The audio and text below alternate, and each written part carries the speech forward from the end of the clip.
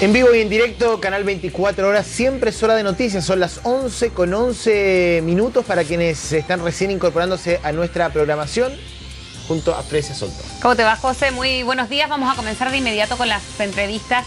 Las autoridades del ISP sospechan que la bacteria descubierta en la posta central sufrió una mutación que la hizo más resistente.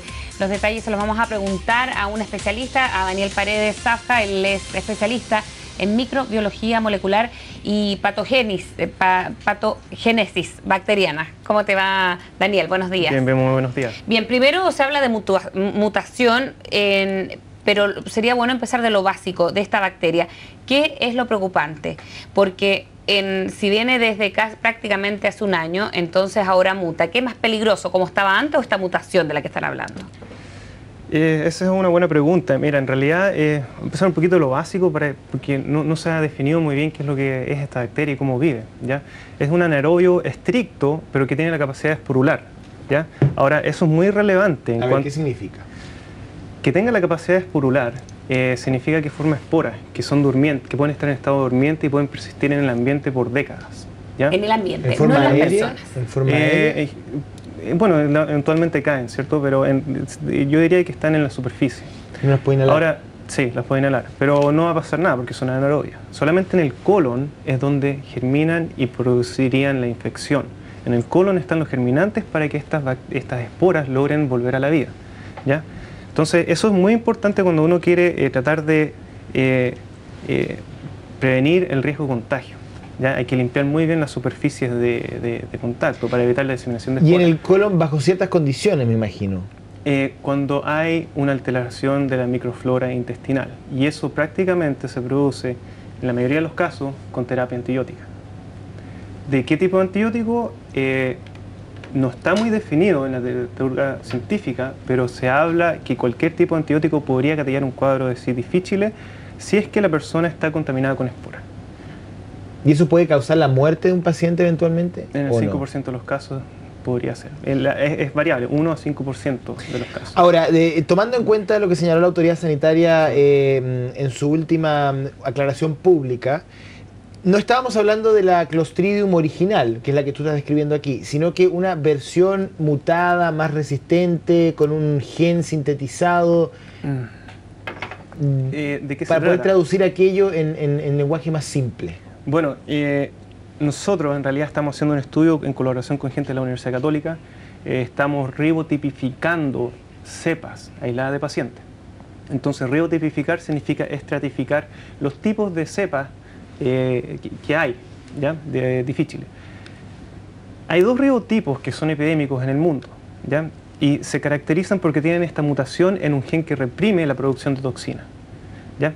La reprime y solamente este patógeno empieza a producir toxinas como 48 horas después de haber empezado el ciclo reproductivo, cuando ya vuelve al estado vegetativo y se está replicando 48 horas después. En estas cepas que tienen la lesión en el gen que reprime las toxinas, no está el represor. Si yo no reprimo, produzco muchos niveles. O sea, es más tóxica.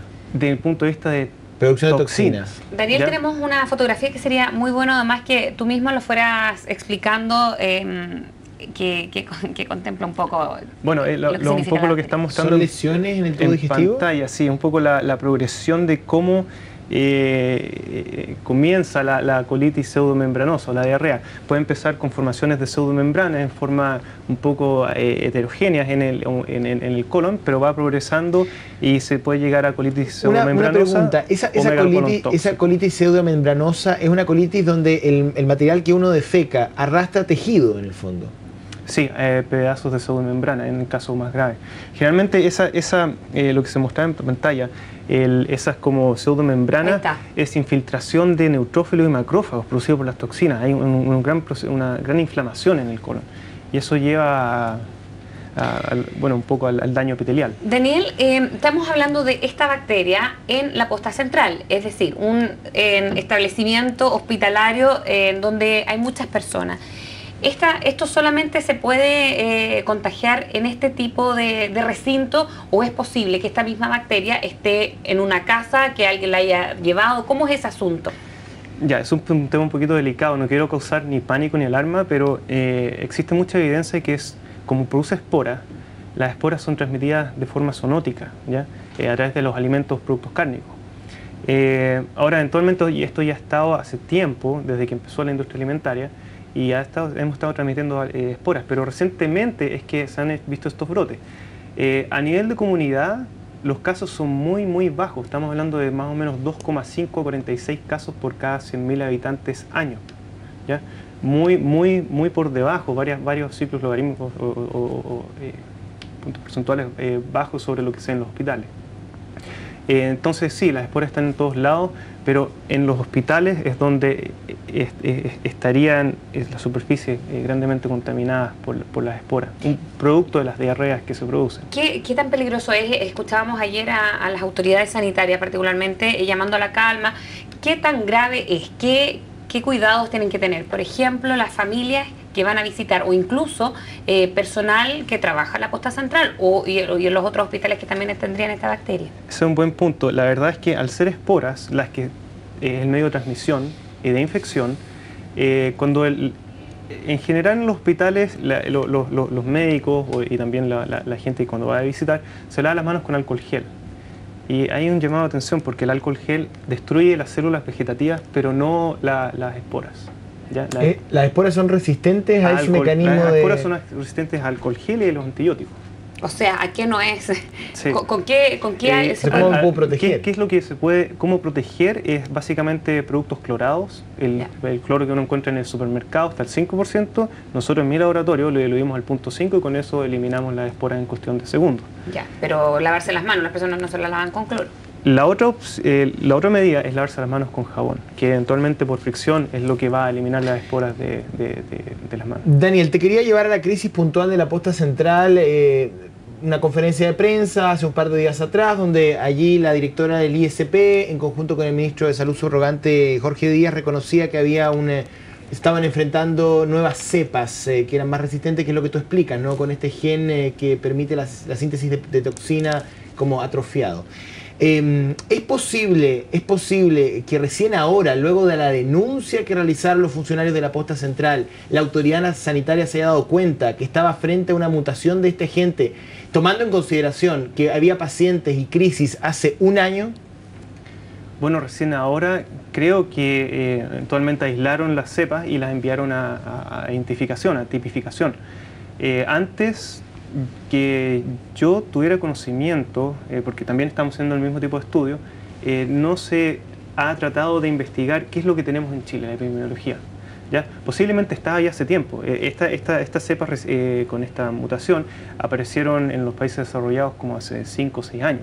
¿Ya? Es una aparición bastante reciente. Te pregunto más puntualmente, en condiciones normales, sin una mutación, sin un agente más potente, ¿cuánto debería durar un foco infeccioso al interior de un hospital como la posta central en condiciones sin, digamos, alteración genética? Una respuesta clara para eso no habría. Dependería de los multifactores de los pacientes. Acordemos que hay factores de riesgo de los pacientes mismos, si están inmunosuprimidos, si están con tratamiento antibiótico. Pero en realidad no es que un brote dure o no, sino que las tasas de infección son bajas o altas.